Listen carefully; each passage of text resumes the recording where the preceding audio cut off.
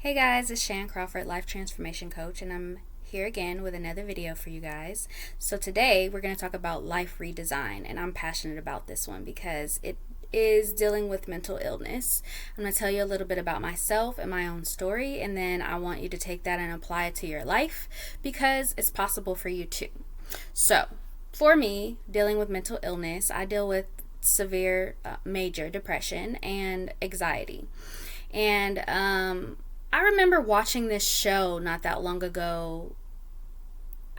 I forget what it's called, but it was about bosses that have ailments. So one guy, he was like dealing with, it was some kind of, I think, a backbone disease or something like that, and it kind of put him in a wheelchair, debilitated him, but he did not let that stop him. He still like had his own business. He worked in the music venues, and he would like set up concerts and stuff like that. It was really cool. And then there was one lady who had lupus, and she had her own boutique. And then there was one who she owned her own cookie business, and they would like deliver cookies and get them put in the store. And yes, she did have some help by her mom, but she, I believe, had Down syndrome, if I'm correct. And then the other girl, she had a store as well, a clothing store.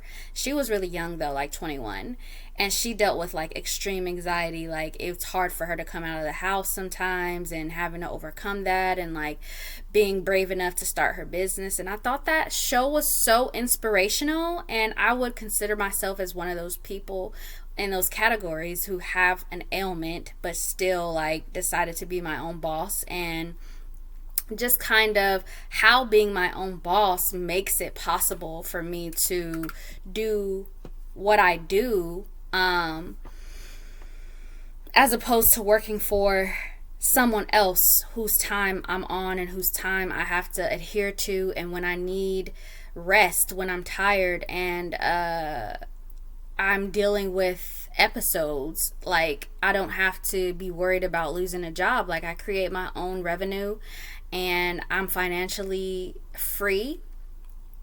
And I don't believe that would be possible, or that I would be I don't believe if I had depression, or if I did not have depression, I'm sorry, or if I didn't deal with lupus, that I would have designed my life this way, to have as much freedom as I do, but also to make as much money that I do, and to do what I love doing, if that makes sense. And I wanted to talk to you guys about that today, who suffer from mental illness yourself. And yes, I understand that not everyone wants to be their own boss. Not everyone wants to work for themselves. But there are still other ways that you can accommodate your mental illness and design your life around it to make life easier for you, instead of feeling like it's always an uphill battle. So for example, before I worked for myself, I would look for jobs that had shift work so that I could work the later shifts, like 3 to 11 or 1 to 9, because I knew that I needed more rest than the average person. And if I woke up in the morning, like so if you have a morning job, right, like 7 to 3, and you wake up before it's time to go to work, you don't know until you wake up that you're not feeling good for that day, right? But if you don't have to be at work until 3 p.m. and you get up at some time in the morning, you know if you're not feeling good that day, if you need more rest before you go in. So I would give myself that courtesy of being able to sleep in and to being able to rest if I needed to. And then if I was feeling good, I would get up and I would go to the gym and stuff like that before I became like, too debilitated to do that. I would get up and I would go to the gym. But if I had like a flare up or something like that, then I would use those extra hours in the morning to rest. Like, and that's a whole extra 8 hours that I had for myself to rest. And I know that like everyone has their own lifestyle, but the point of this is to design your life around what your needs are. So if you have children, then you may be able to do like 11 to 7 shift, where you still see your kids when they get out of school, you still see your spouse or your partner when they get home from work, and you might rest while the kids are at school during the day, still see your family, and then work overnight 11 p.m. to 7 in the morning. And then you can still, have the day or whatever to do what you need to do. And then have that extra time to rest if you need to, if that makes sense.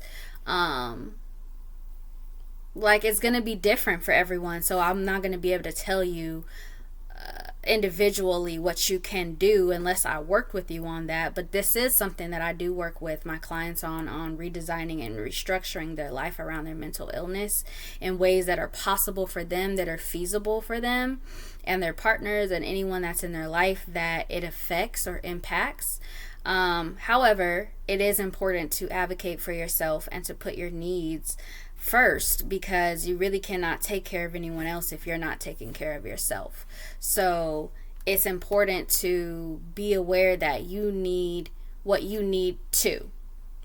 So that's something that I did for a long time before I went off and ventured on my own to work for myself and have my days off. Another thing that I did was, because I did pretty good job at wherever I would work, like I would use my leave days to have, I would take every other Friday off or something. I would switch off Fridays with me and my partner at work.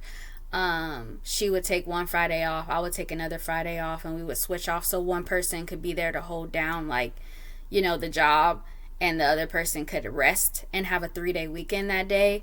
And then another thing I did was taking a job that just had less hours, and sometimes we can do that, or a job that's less stressful. Why people think that they have to be at jobs that are killing them. A lot of us are dealing with that, and that's contributing to our depression in itself, or our anxiety in itself. And if we were to just have a calmer job, we wouldn't be so worked up, we wouldn't be so depressed, we wouldn't be having so many anxiety or panic attacks. And that would be a way of accommodating your needs to fit your lifestyle, so that you make it easier for you to do what you need to do, as well as find quality of life again, because not being able to do that is a low quality of life. Who wants to live like that, where you're not able to do anything? You're always on high alert. You always have some form of severe depression or some high severe form of anxiety. And if you can do things to rectify that, sometimes we just got to think outside of the box. And I encourage my clients to do that, because I work mostly with people who deal with depression and anxiety, because I'm a person that dealt with that. I'm passionate about that. That's where all of my years of experience are in mental and behavioral health. And I encourage people to set up their lives to set them up for success, instead of letting it set them up for failure and then trying to fight an uphill battle. So that's what I wanted to talk to you about today, is life redesign. And if that's something that you're interested in hearing more about or working with me on, you can email me at shan@beautyofgrowth.com. That's Shan like Jackie Chan, CHAN, @beautyofgrowth.com. And if you would like to book your first free session with me, I'll leave the link somewhere around this video, and you can just go there directly from here. Okay, so hopefully you found some value in this video today. And if I don't see you on my calendar, I will see you in another video. Bye.